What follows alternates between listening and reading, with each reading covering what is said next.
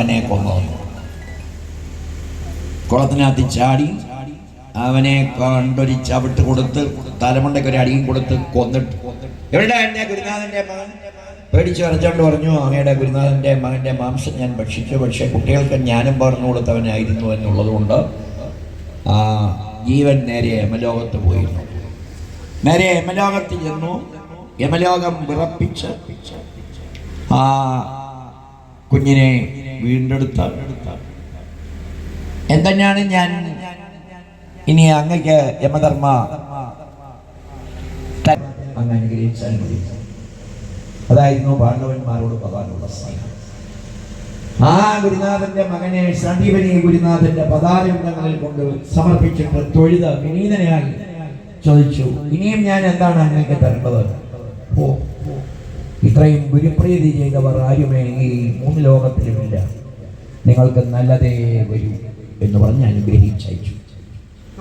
ആ അനുഗ്രഹത്തിനാണ് നമ്മൾ നിങ്ങളുടെ പേരുകളും നിങ്ങളുടെ നക്ഷത്രവും ഇവിടെ കൊടുത്തു. ഒരു കൊട്ട പൂവാണ് ഇന്ന് കല്യാണിയുടെ അമ്മയും കൊണ്ട് പറയുന്നത്.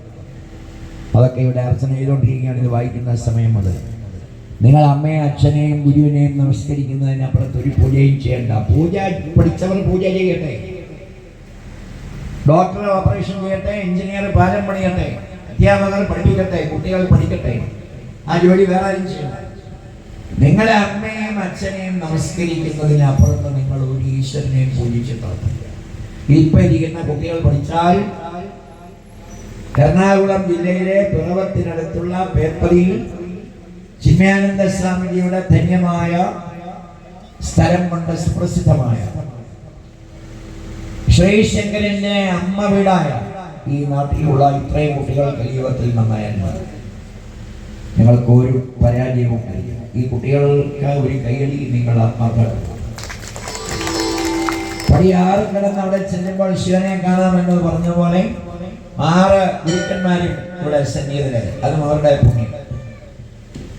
ചിന്മയ അംഗൻവാടിയിലെ ഗുരുനാഥയായ ഗംഗ, പാഴൂർ വിവേകാനന്ദ പബ്ലിക് സ്കൂളിലെ ശ്രീമതി ബിന്ദു കൃഷ്ണൻ, പള്ളുരുത്തി SDPY ബോയ്സ് ഹൈസ്കൂളിലെ ശ്രീമതി അനിതകുമാരി, ഫാത്തിമ സെൻട്രൽ സ്കൂൾ പർവ്വത്തിലെ Shrimati KP Bindu, Prabhat public school ഉദയംപേരൂരിലെ അശ്വിനി ശ്യാം,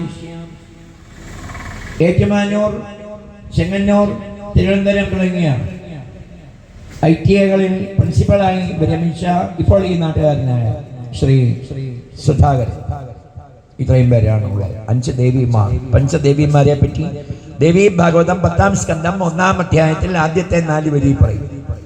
ദുർഗ, ലക്ഷ്മി, സരസ്വതി, തുളസി ദേവിമാരെ പോലെ 5 പേർ. ഇവിടെ ഇരിക്കുന്ന പെൺകുട്ടികളും ആൺകുട്ടികളും ഒക്കെ നല്ല അധ്യാപകരാകാൻ തീരുമാനിക്കുക. വംശം നിന്നു പോകുന്ന ഒരു സമൂഹമായി അധ്യാപകർ മാറുകയാണ്. ഞാൻ ഇന്നലെ സുധാകരൻ സാറിനോട് പറഞ്ഞു, എല്ലാവർക്കും ഡോക്ടറും എഞ്ചിനീയറും ആയാൽ മതി. അതുകൊണ്ട് ഒരുപാട് പാലവും ഉണ്ട്, ആശുപത്രിയും ഉണ്ട്. അച്ഛനെയും അമ്മയും നോക്കുന്ന പിള്ളേർ കുറവായി. റിട്ടയർ ആയാലും ഇത്രയും മാന്യത കിട്ടുന്ന ഒരു ജോലി നിങ്ങൾക്ക് ജീവിതത്തിൽ ഉണ്ടാവില്ല. പിന്നെ സുഖമായ ജോലി 10 മണിക്ക് എന്നാൽ മതി, 4 മണിക്ക് ജോലി കഴിഞ്ഞ് ഇറങ്ങാം. ശനിയും ഞായറും അവധി, വെക്കേഷൻ കാലത്തും ശമ്പളം. ഒരു നാട്ടിൽ ചെന്നാലും അധ്യാപകരില്ല.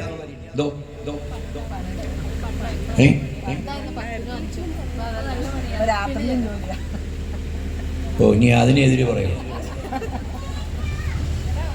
ഉള്ള നന്മകളൊക്കെ നമ്മൾ നോക്കിയാണ്,